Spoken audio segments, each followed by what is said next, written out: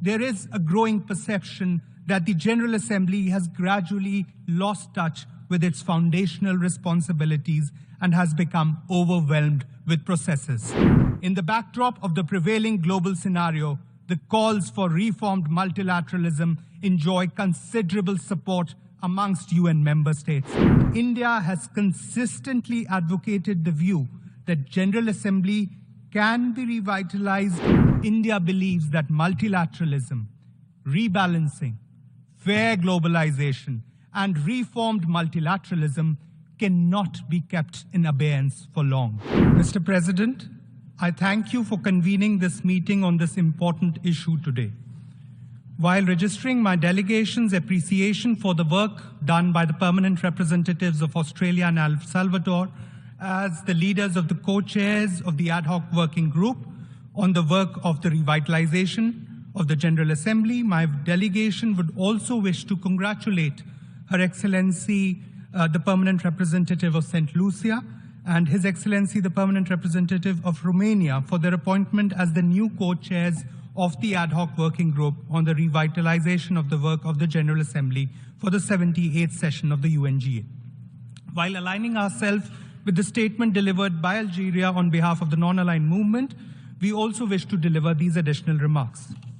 Mr. President, the primacy and legitimacy of the General Assembly flows from the inclusive nature of its membership and the principle of sovereign equality of all its constituents. In these turbulent times, the universal character of the General Assembly and the moral weight of its decisions and opinions cannot be overemphasized. However, as pointed out by the President of the General Assembly when he opened this meeting last week, and I quote, "At a time when questions about the relevance of the UN itself and therefore about its very existence are echoing louder," unquote, there is a growing perception that the General Assembly has gradually lost touch with its foundational responsibilities and has become overwhelmed with processes. Moreover, the attempts to discuss thematic issues in the Security Council has also undermined the role and authority of the General Assembly. Hence, my delegation would like to reiterate that India has consistently advocated the view that General Assembly can be revitalized only when its position as the chief deliberative, policy-making, and representative organ of the United Nations is respected both in letter and in spirit.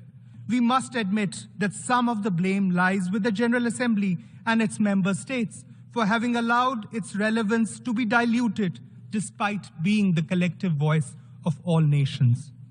The General Assembly should take the lead in setting the global agenda and restoring the centrality of the United Nations in formulating multilateral approaches to resolving transnational issues. This was the role intended for the Assembly in Article 10 of the UN Charter, namely that it discuss any questions or matters within the scope of the present Charter or relating to the powers and functions of any organ provided for in the Charter, that is the Security Council, the Economic and Social Council, the Trusteeship Council, ICJ, as well as the Secretariat, except as provided for in Article 12. Mr. President, for a revitalized General Assembly, which is in tune with the challenges of our times, we need to draw inspiration from the high standards the General Assembly set for itself right at the beginning of its journey. With the passage of time, there have been several occasions when the General Assembly has led from the front while setting a global agenda. For instance, the Sustainable Development Summit in 2015, followed by the adoption of the 2030 Agenda for Sustainable Development, and the high-level meeting on universal health coverage, are just a few examples of how the General Assembly can set the global agenda and galvanize the global community for solving common problems and challenges.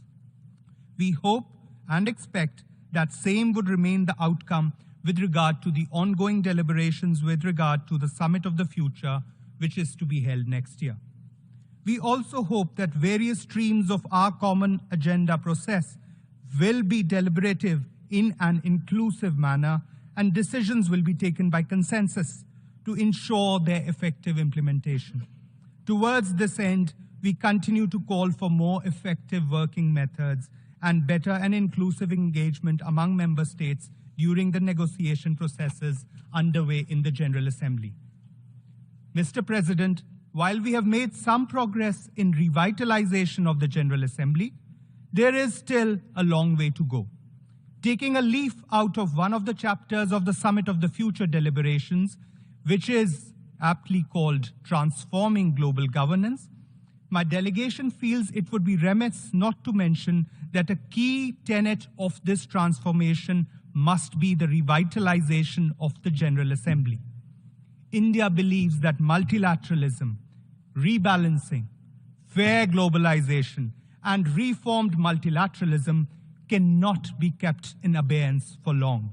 Nevertheless, as we speak, we see the UN apparatus, especially the Security Council, crumbling under the weight of 21st century geopolitical realities, which consequently has turned some of the tide towards the General Assembly, giving us more face time and traction, where the voice of Global South is a formidable force, unlike what is the case in the Security Council. In this context also, we need a new orientation for reformed multilateralism, which was one of the key priorities during India's Security Council presidency last year in December. We need an all-encompassing, comprehensive reform process, which includes expansion of categories, both permanent as well as non-permanent seats in the Security Council, the question of the veto, the relationship between the General Assembly and the Security Council, and indeed an improvement in the working methods. In the backdrop of the prevailing global scenario, the calls for reformed multilateralism enjoy considerable support amongst UN member states, as we listen to the leadership during the recently concluded high-level week. It does so because of the widespread recognition that the current architecture is anachronistic and indeed ineffective. It is also perceived as deeply unfair, denying entire continents and regions a voice in a forum that deliberates their future. India will continue to be a constructive and active participant in any process that allows for serious negotiation on such critical matters to proceed sincerely. They must not be blocked by procedural tactics.